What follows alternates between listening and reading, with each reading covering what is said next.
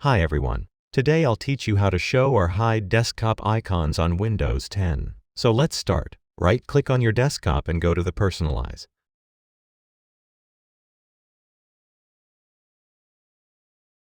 Now click on Themes.